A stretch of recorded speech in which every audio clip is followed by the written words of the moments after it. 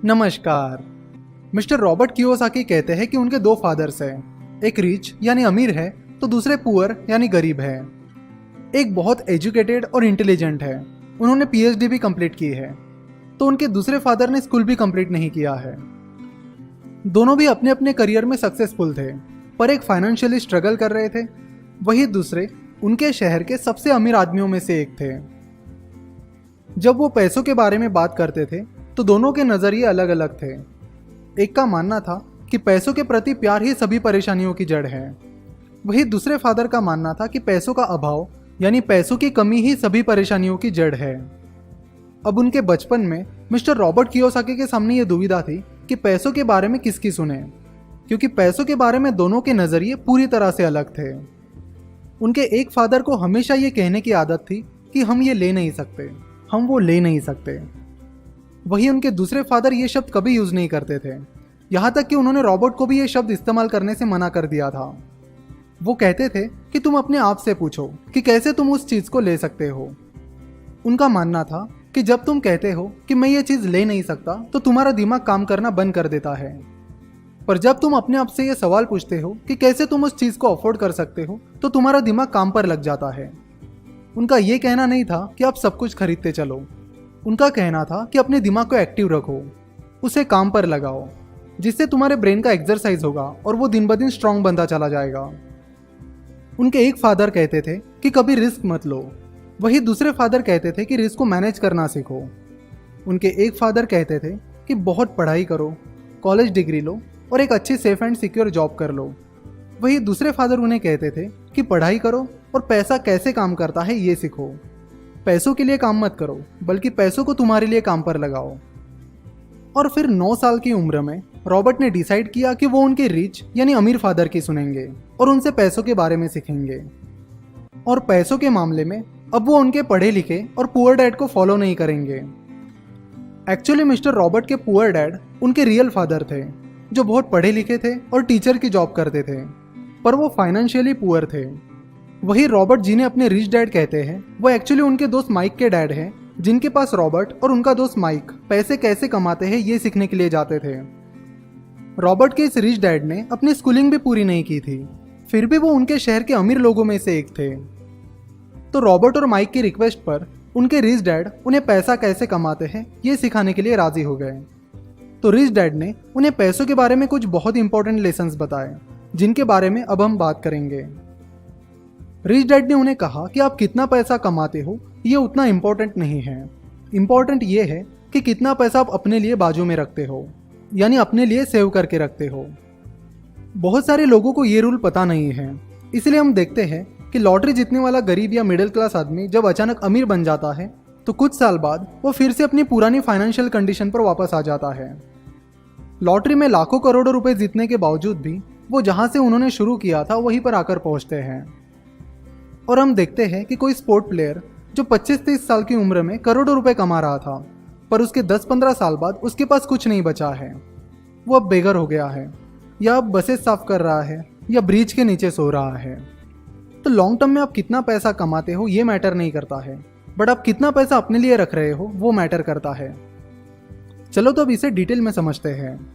तो पहला रूल है कि आपको एसेट्स और लायबिलिटीज क्या होती है ये पता होना चाहिए और उनके बीच का डिफरेंस पता होना चाहिए। रिच डैड ने उन्हें सिंपल भाषा में बताया कि एसेट्स आपके जेब में पैसे डालते हैं, वही लायबिलिटीज आपकी जेब से पैसे निकालती है। अगर आपको अमीर बनना है तो आपको एसेट्स खरीदने होंगे, और अगर आपको गरीब या मिडिल क्लास बनना है तो आपको लायबिलिटीज खरीदनी होंगी। कोई भी अमीर आदमी लिटरेट यानी पढ़ा लिखा हो या ना हो, पर वो फाइनेंशियली लिटरेट ज़रूर होता है, यानी पैसा कैसे काम करता है ये उसे ज़रूर पता होता है। और पैसा कैसे काम करता है ये चीज़ स्कूल और कॉलेजेस में नहीं सिखाई जाती। हर शख्स का एक इनकम स्टेटमेंट होता है, बैलेंस शीट होती है और कैश फ्लो होता है। इनकम स्टेटमेंट में 2 सेक्शन होते हैं, इनकम यानी कमाई और एक्सपेंसेस यानी खर्चे। तो इनकम स्टेटमेंट हमें बताता है कि आपने कितने पैसे कमाए हैं और कितने खर्च किए हैं, और सब एक्सपेंसेस निकालने के बाद आपके पास कितना पैसा बचा है, या कुछ बचा भी है या नहीं। बैलेंस शीट में भी 2 सेक्शंस होते हैं, एसेट्स और लायबिलिटीज। आपके एसेट्स आपके लिए पैसा बनाते हैं, आपकी रियल इस्टेट, आपकी स्टॉक मार्केट इन्वेस्टमेंट, बॉन्ड्स में की हुई इन्वेस्टमेंट, इंटेलेक्चुअल प्रॉपर्टी एट्सेट्रा, ये सारे एसेट्स हैं जो आपको पैसा बनाने में मदद करते हैं। और लायबिलिटीज मतलब आपकी देनदारी, जैसे कि घर का या कार का loan, credit card loan etcetera. नीचे दी हुई डायग्राम में एरोज हमें कैश का फ्लो बताते हैं, यानी कैश फ्लो बताते हैं, यानी कैसे पैसा आपके पास आ रहा है और कैसे वो बाहर जा रहा है। चलो तो अब कुछ बेसिक डायग्राम्स की मदद से समझते हैं कि गरीब आदमी, मिडिल क्लास आदमी और अमीर आदमी का कैश फ्लो कैसा होता है। गरीब आदमी का कैश फ्लो कुछ इस तरह होता है। गरीब आदमी का इनकम सोर्स होता है सैलरी यानी तनख्वाह। उनका लगभग पूरा पैसा खाना, कपड़े, बच्चों का एजुकेशन और बाकी खर्चों में चला जाता है। मोस्ट ऑफ द टाइम महीने के आखिर में इनके पास कुछ नहीं बचता है, इसलिए उनका कैश फ्लो इस तरह होता है। गरीब आदमी का एसेट कॉलम हमेशा खाली रहता है, क्योंकि उसके सारे खर्चे होने के बाद उसके पास कुछ नहीं बचता है। और अगर बचता भी है तो वो कभी एसेट्स के बारे में नहीं सोचते हैं, क्योंकि एसेट्स के बारे में उन्हें कभी किसी ने सिखाया नहीं होता, ना स्कूल कॉलेजेस में, ना ही माँ बाप या दोस्तों ने। अब मिडिल क्लास आदमी का कैश फ्लो देखते हैं। मिडिल क्लास लोगों का एक सेट पैटर्न होता है। जिनकी रिसेंटली शादी हुई है वो पहले किसी किराए के घर में रहने जाते हैं, फिर नया घर लेने के बारे में सोचते हैं। घर लेने के बाद वो फर्नीचर लेते हैं, फिर जैसे जैसे उनकी इनकम बढ़ती है वैसे वो कार और कुछ दूसरा सामान खरीदते हैं। इन सब चीज़ों की वजह से उनका liability column, car loan, credit card loan, इनसे भर जाता है। और लोन्स के ईएमआई की वजह से उनके एक्सपेंसेस बढ़ते हैं। तो अब उनकी पूरी सैलरी अपने मंथली एक्सपेंसेस में ही चली जाती है और उनका लगभग पूरा एसेट कॉलम खाली ही रह जाता है। चलो तो अब रिच यानी अमीर आदमी का कैश फ्लो देखते हैं। अमीर लोगों का कैश फ्लो कुछ इस तरह होता है। उनके एसेट्स उनके लिए पैसा कमाते हैं। रॉबर्ट के जो पुअर डैड थे उनका सारा इनकम एक्सपेंसेस में ही चला जाता था और बाद में एसेट्स खरीदने के लिए उनके पास कुछ नहीं बचता था। वही उनके रिच डैड पढ़े लिखे ना होने के बावजूद भी कई सालों से एसेट्स में इन्वेस्ट कर रहे थे, जिसके कारण उनका एसेट कॉलम उनके लायबिलिटीज से बहुत बड़ा हो चुका था और अब उनके एसेट्स उनके लिए उनके एक्सपेंसेस से ज़्यादा इनकम जनरेट कर रहे थे। रॉबर्ट के रिच डैड भले ही पढ़े लिखे नहीं थे, पर वो पूरी तरह फाइनेंशियली लिटरेट थे, यानी पैसा कैसे काम करता है ये उन्हें अच्छी तरह से पता था। चाहे गरीब आदमी हो या मिडिल क्लास आदमी हो, उसे पैसा कमाना तो आता है, पर उसे कमाया हुआ पैसा मैनेज करना नहीं आता। उन्हें हार्डवर्क यानी बहुत मेहनत करना तो आता है, पर अपने पैसों से हार्डवर्क करवाना नहीं आता। वो बस खुद ही काम करते रहते हैं, अपने पैसों को काम पर नहीं लगाते। जैसे जैसे उनका इनकम बढ़ता है उसी प्रोपोर्शन में उनके एक्सपेंसेस भी बढ़ते हैं। उन्हें लगता है कि ज़्यादा पैसा आने से उनके सारे प्रॉब्लम सॉल्व हो जाएंगे, इसलिए वो लगातार अपनी सैलरी बढ़ाने के लिए मेहनत करते हैं। चाहे उनकी सैलरी कितनी भी बढ़ जाए, उनके फाइनेंशियल प्रॉब्लम्स कभी ख़त्म नहीं होते। वो ये नहीं समझते कि उनकी असली प्रॉब्लम उनके पास जो पैसा है उसे वो कैसे खर्च कर रहे हैं, कैसे यूज़ कर रहे हैं, इसमें छुपी है। और ये प्रॉब्लम फाइनेंशियल इलिटरेसी की वजह से है। तो सबसे पहली बात जो आपको फॉलो करनी चाहिए वो ये है कि सबसे पहले खुद को पे करो। जो भी पैसा आप कमाते हो उसमें से कुछ हिस्सा खुद के लिए रखो, यानी सबसे पहले खुद के लिए पैसे बचाओ और उन पैसों से ऐसे एसेट्स खरीदो जो आपके लिए इनकम जनरेट कर सके। मिस्टर जॉर्ज क्लेसन की book the richest man in the Babylon में ये इंपॉर्टेंट बात बताई गई है, जिसकी समरी भी हम जल्दी कवर करेंगे। अमीर और गरीब लोगों में एक सबसे बड़ा फर्क होता है, और वो ये है कि पुअर और मिडिल क्लास लोग पहले सब एक्सपेंसेस कर लेते हैं और आखिर में अपने लिए पैसे रखते हैं, जिसकी वजह से ज़्यादातर टाइम वो खुद के लिए कुछ भी नहीं बचा पाते और ना ही उसे किसी एसेट में इन्वेस्ट कर पाते हैं। वही अमीर लोग सबसे पहले खुद को पे करते हैं और बाद में सारे एक्सपेंसेस करते हैं। ये चीज़ फॉलो करने के लिए बहुत सेल्फ डिसिप्लिन लगता है, बहुत प्रैक्टिस लगती है।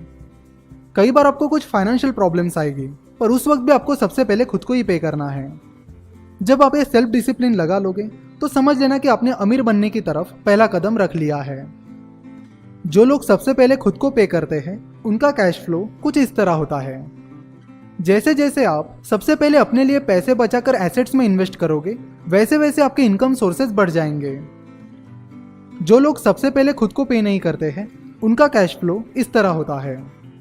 तो यहाँ पर आप क्लियरली दोनों कैश फ्लो के बीच का डिफरेंस देख सकते हो। दूसरी बात यह है कि अमीर लोग एसेट कॉलम पर फोकस करते हैं, वही गरीब लोग इनकम स्टेटमेंट पर फोकस करते हैं। अमीर लोग बिजनेसेस में अपना पैसा इन्वेस्ट करते हैं, स्टॉक्स और बॉन्ड्स में इन्वेस्ट करते हैं, रियल इस्टेट में इन्वेस्ट करते हैं और भी कई जगह इन्वेस्ट करते हैं जहां से उन्हें इनकम मिलती रहे। तो उनकी ये इन्वेस्टमेंट्स उनके लिए एसेट्स हैं जो उनके लिए इनकम जनरेट करते हैं। जो एसेट्स आपको पसंद है आपको उनमें इन्वेस्ट करना चाहिए।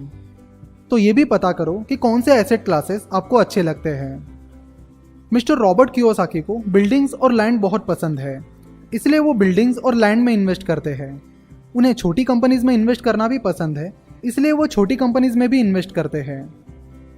तीसरी बात यह है कि अमीर लोग लग्जरी प्रोडक्ट्स जैसे कि बड़े बंगले, डायमंड्स, ज्वेलरी, महंगी गाड़ियाँ आखिर में खरीदते हैं।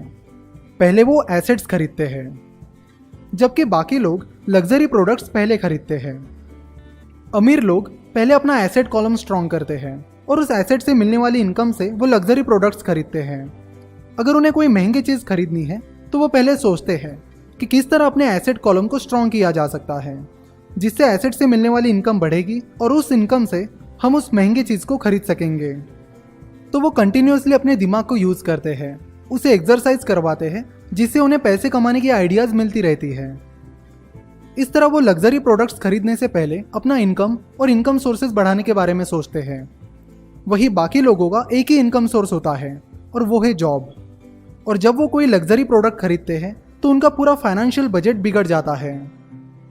जिन गरीब और मिडिल क्लास लोगों को लॉटरी लगती है वो भी अपना एसेट सेक्शन स्ट्रॉन्ग करने की बजाय अपने एक्सपेंसेस बढ़ाते हैं और कुछ साल बाद फिर से अपनी पुरानी फाइनेंशियल पोजीशन पर आ पहुंचते हैं।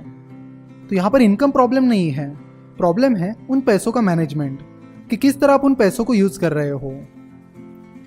तो ये थी मिस्टर रॉबर्ट कियोसाकी की book rich dad poor dad की समरी।